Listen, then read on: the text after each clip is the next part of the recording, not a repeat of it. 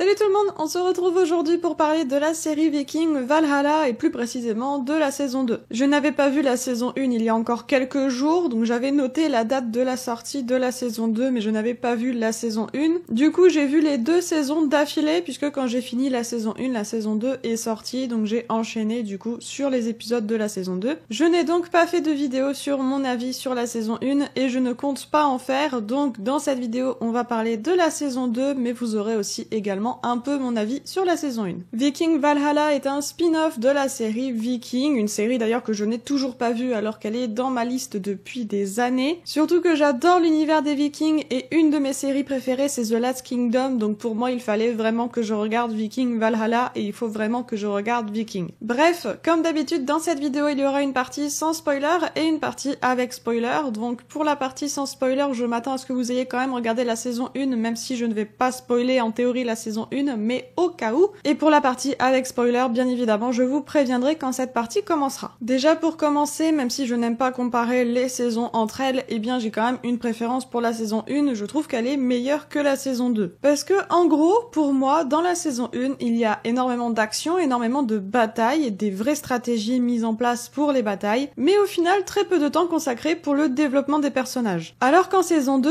il y a de l'action, ça c'est sûr, mais pour moi, beaucoup moins qu'en saison 1 et surtout beaucoup moins sanglante, beaucoup moins de batailles, mais beaucoup plus de temps pour développer les personnages. Il y a aussi qu'en saison 1, toutes les histoires se croisent à un moment ou à un autre et sont liées entre elles, alors qu'en saison 2, les histoires se séparent, chacun part un peu de son côté et du coup je trouve ça un peu dommage de ne plus avoir de lien entre les différentes histoires. Il y a aussi que je m'attendais à quelque chose de grandiose pour la saison 2 puisque pour moi la saison 1 est là pour poser les bases, pour introduire l'histoire et les personnages et du coup, maintenant que tout est en place, on peut se consacrer un peu plus du coup au développement de l'histoire, des personnages, tout ça, et donc avoir une saison un peu plus grandiose, un peu plus incroyable. Du coup j'ai été un peu déçue parce qu'en saison 2 c'est pour moi un peu plus calme qu'en saison 1, un peu plus posé même si on continue sur la lancée et voilà je ne m'attendais pas spécialement à ça. Par contre j'adore toujours autant l'univers viking, donc les personnages, les histoires, les décors, les vêtements, donc tout ce qui se réfère en fait aux vikings. Je parle bien sûr des vikings dans les séries et dans les films et non dans la réalité et non les vikings du coup historiques puisque déjà je ne m'y connais pas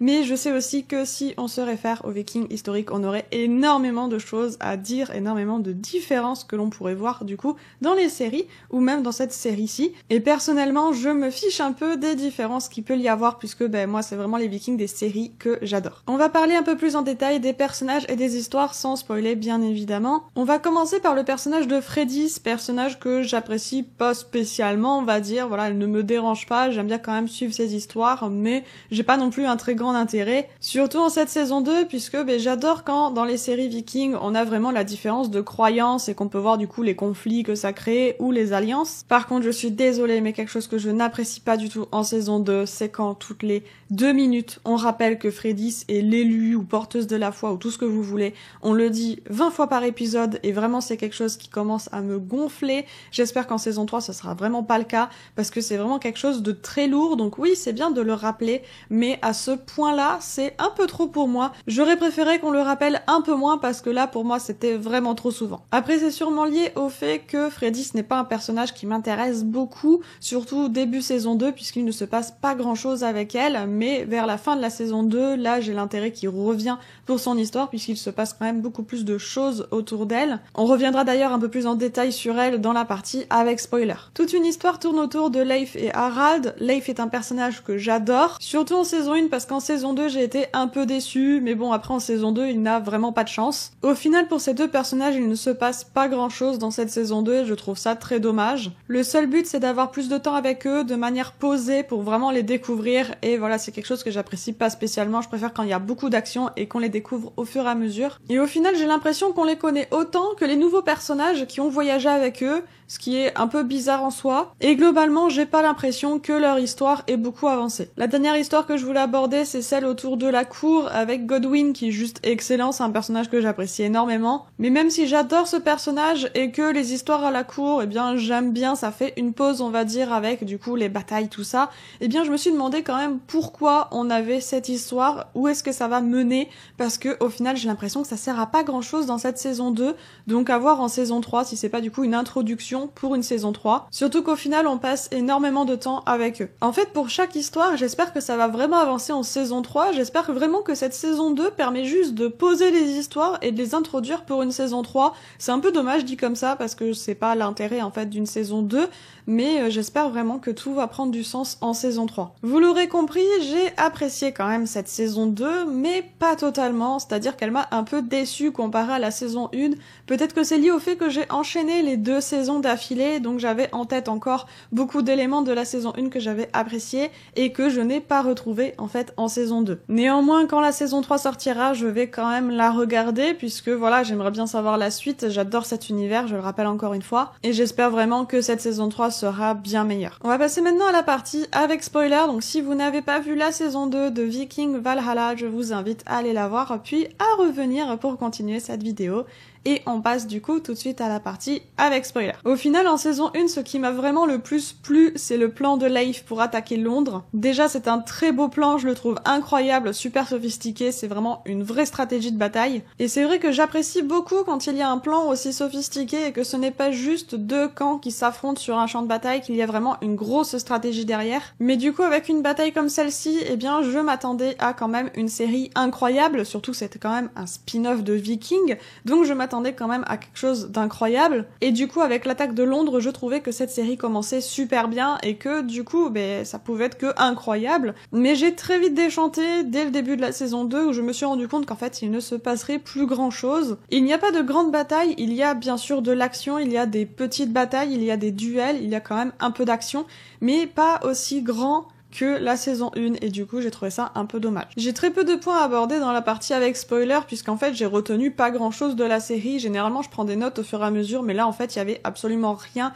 qui me parlait, j'avais pas envie du coup d'aborder des sujets qui ne me parlent pas et j'ai pas vraiment d'avis en fait sur certains points. J'avais dit que je reviendrais sur Freydis et oui c'est le cas puisqu'en fait j'ai envie de parler quand même du duel entre Freydis et Olaf. Je ne m'attendais pas du tout à ce duel déjà et en plus de ça je ne m'attendais vraiment pas à ce que Olaf meurt en saison 2, pour moi il allait continuer même jusqu'en saison 3 et ça allait être on va dire le méchant en fil rouge de toute la série. Mais en plus de ça je ne m'attendais encore moins à ce que ce soit Freydis qui le tue et en plus je ne m'attendais vraiment pas à ce que Freydis gagne le duel. Donc après pour moi Freydis ne peut pas mourir, ce serait pas logique, enfin ou du moins je ne vois pas vers quoi on va tendre si elle meurt, mais je ne m'attendais pas à ce que ce soit elle qui tue Olaf. Je suis vraiment triste qu'on ne voit pas le roi Canute durant cette saison. Alors oui on le voit mais on le voit quoi 30 secondes, 1 minute à tout casser, on le voit vraiment très très peu et je trouve ça très dommage parce que c'est un personnage que j'apprécie et je trouve qu'il peut avoir vraiment de l'intérêt pour la série, donc je trouve ça un peu dommage de ne pas le voir en saison 2, ou très peu. Et du coup je reviens rapidement sur Leif et Harald. En fait je ne m'attendais pas à ce qu'ils embarquent dans un bateau, ou plus ou moins dans un bateau puisque ils en font quand même un bateau qui marche sur la glace, ou qui glisse plutôt sur la glace, bref, mais du coup je ne m'attendais pas du tout à ce qu'ils soient en voyage du début à la fin de la saison, mais vraiment du début à la fin. Je pensais en fait que oui ils allaient voyager, mais qu'il allait se passer un peu plus de choses, et du coup si je dois résumer qu'est-ce qui se passe pour Leif et Harald en saison 2, eh bien ils voyagent, c'est tout. Et voilà, je suis très déçue. Surtout que j'ai vraiment en tête la bataille de Londres avec Leif qui fait un plan incroyable. Et du coup, en saison 2, juste, il voyage.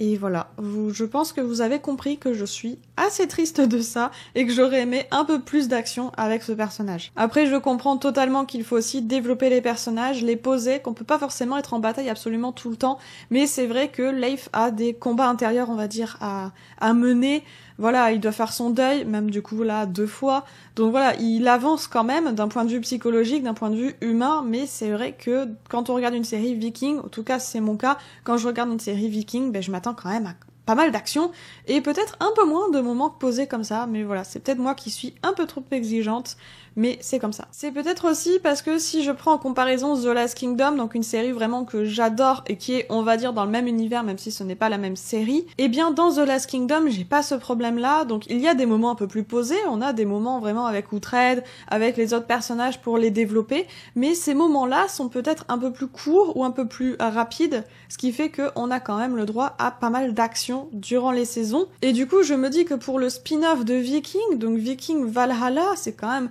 censé être une grosse série, c'est quand même le spin-off d'une grosse série, eh bien je m'attends pas spécialement à dire que je préfère largement The Last Kingdom à ce spin-off. Pourtant c'est le cas, puisque si je dois choisir entre regarder toutes les saisons de The Last Kingdom ou les 2 saisons de Viking Valhalla, et ben je choisis Uhtred et The Last Kingdom tout de suite. Bref, je vais quand même laisser sa chance à la saison 3, j'espère qu'elle sera bien meilleure, je croise les doigts. En attendant sa sortie, je vais essayer de regarder Viking, même si je sens que je ne vais pas avoir le temps parce que cette série est quand même assez longue. Bref, je verrai si j'ai le temps de la regarder. Vous connaissez maintenant mon avis sur la saison 2 de Viking Valhalla, n'hésitez pas à me dire en commentaire quel est votre avis, si vous avez apprécié ou non cette saison 2 ou même les 2 premières saisons. N'hésitez pas non plus à mettre un petit pouce bleu si cette vidéo vous a plu, ça aide énormément la chaîne à vous abonner et sur ce je vous dis à bientôt pour une prochaine vidéo. Ciao!